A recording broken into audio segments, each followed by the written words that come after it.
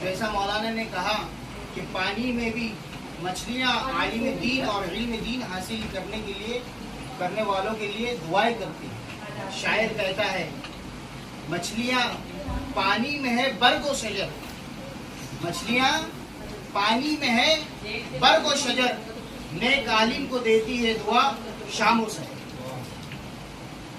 یہ مقام و مرتبہ ہے علم دین حاصل کرنا.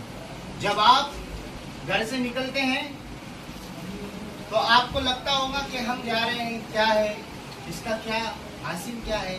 بظاہر تو آپ کو کچھ نہیں نظر آتا ہو، لیکن جب علم دین حاصل کرنے کے لیے بندہ اپنے گھر سے نکلتا ہے تو فرشتے ملائکہ اس کے لیے اپنے پر بچھاتے ہیں. فرشتے پر بچھا رہے ہیں کس کے لیے؟ جو علم دین حاصل کر رہے ہیں. حضور اکرم صلی اللہ علیہ وسلم کی سیرت کا موقع چل رہا ہے، اسی مناسبت سے آج آپ لوگوں کے درمیان انعامات تقسیم کیے ہیں. رسول اکرم جناب رسول اللہ صلی اللہ علیہ وسلم کی بعثت یعنی آپ صلی اللہ علیہ وسلم کا دنیا میں آنا خاص طور پر دو چیزوں کو بتاتا ہے. نمبر ایک علم، حصول علم، اور دوسرا تکمیل اخلاق.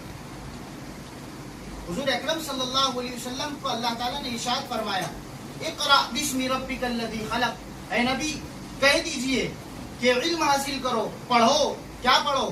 وہ علم حاصل کرو جس کے شروع میں اللہ رب العزت والجلال کا نام لیا جاتا ہے. ایسا علم حاصل کرو.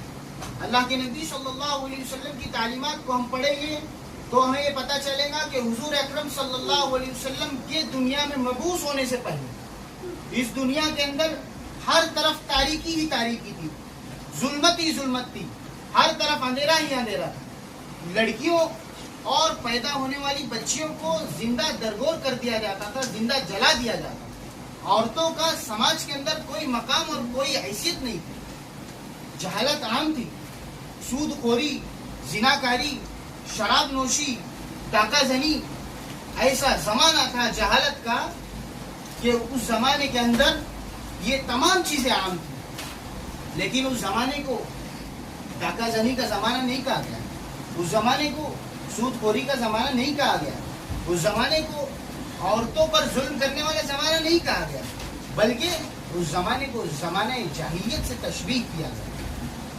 اور اللہ کے نبی صلی اللہ علیہ وسلم کو سراجم منیرہ فرما کے اس دنیا میں بھیجا گیا کہ رات روشن چراغ ہے، یعنی علم کی روشنی آپ اس دنیا میں ایسی بکھیریں گے کہ تا قیامت